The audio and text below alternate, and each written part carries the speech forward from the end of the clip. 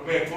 ಇನ್ನ ಉಳಿದಿದ್ದು ಅಲ್ಲಿ ಡ್ಯಾಮೇಜ್ ಆದ್ಮೇಲೆ ಕಾಂಪನ್ಸೇಷನ್ ಕೊಡುವಂತಹದ್ದು ಕೂಡ ಅದಕ್ಕೆ ಪ್ರಿನ್ಸಿಪಲ್ ಸೆಕ್ರೆಟರಿ ಅವರು ಪಾರದರ್ಶಕವಾದಂತಹ ಒಂದು ವ್ಯವಸ್ಥೆಯನ್ನ ಮಾಡ್ತಾ ಇದ್ದಾರೆ. ಅದರ ಪ್ರಕಾರವಾಗಿ ಈ ಸ್ಪೀಡಿ ಡಿಸ್ಪೋಸಲ್ ಆಫ್ ಕಾಂಪನ್ಸೇಷನ್ ಕೂಡ ಆಗಬೇಕು.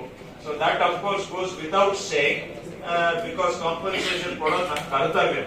ಆದ್ರೆ ಈ ಹೆಚ್ಚಿನ ಡ್ಯಾಮೇಜ್ ಆಗುವುದು ತಡೆಗಟ್ಟುವಂತದ್ರ ಕಡೆಗೆ ಆದ್ಯತೆ ಕೊಡಬೇಕು. ಇನ್ನು ನಮ್ಮ ಕೋರ್ ರೆವಿನ್ಯೂ ಆಕ್ಟಿವಿಟಿ ಕಡೆಗೆ ಬರೋದಾದ್ರೆ ಕಳೆದ 1 ವರ್ಷದಿಂದ ಸಾಕಷ್ಟು ನಾವು ಬದಲಾವಣೆಗಳನ್ನ ತಗೊಂಡ್ ಬಂದಿದ್ದೇವೆ.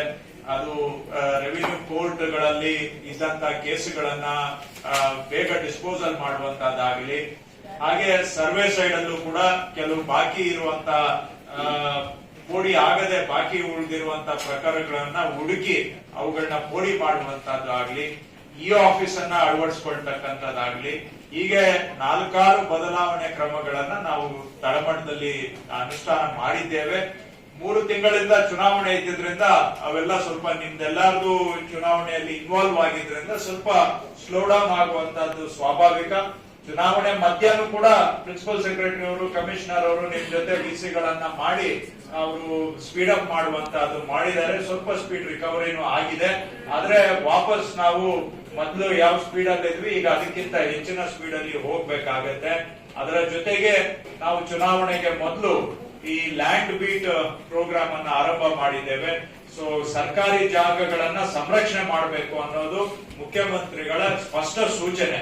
ಸೊ ಗವರ್ಮೆಂಟ್ ಲ್ಯಾಂಡ್ ಪ್ರೊಟೆಕ್ಟ್ ಮಾಡೋ ದೃಷ್ಟಿಯಿಂದ ಮೊದಲು ಯಾವ ಊರಲ್ಲಿ ಎಲ್ಲಿ ಎಷ್ಟು ಗವರ್ಮೆಂಟ್ ಲ್ಯಾಂಡ್ ಇದೆ ಅಂತ ಕೇಳಿದ್ರೆ ಸಿಎಂ ಅವರು ಲಾಸ್ಟ್ ನೀವು ಇದ್ರಿ ಅವತ್ತು ಡಿಸಿ ಕಾನ್ಫರೆನ್ಸ್ ಅಲ್ಲಿ ಕೇಳಿದ್ರು. ಎಲ್ಲಾರು ಬೆಬ್ಬೆ ಅಲ್ಲಿದೆ ಸರ್, ಇಲ್ಲಿದೆ ಭೂಮಿ ಅಲ್ಲಿದೆ ಅಂತ ಹೇಳ್ತೇವೆ. ಆದ್ರೆ ಇವತ್ತು ನಮ್ಮ ಹತ್ರ ಫಿಂಗರ್ ಟಿಪ್ಸ್ ಅಲ್ಲಿ 14.5 lakh ಗವರ್ಮೆಂಟ್ ಪ್ರಾಪರ್ಟೀಸ್, ಕಂದಾಯ ಇಲಾಖೆ ಪ್ಲಸ್ ಸ್ಮಶಾನ ಪ್ಲಸ್ ಕೆರೆ, 14.5 lakh ಪ್ರಾಪರ್ಟೀಸ್ ಏನಿದೆ village wise GPS location wise ನಿಮ್ಮ ಫಿಂಗರ್ ಟಿಪ್ಸ್ ಅಲ್ಲಿ ಇದೆ.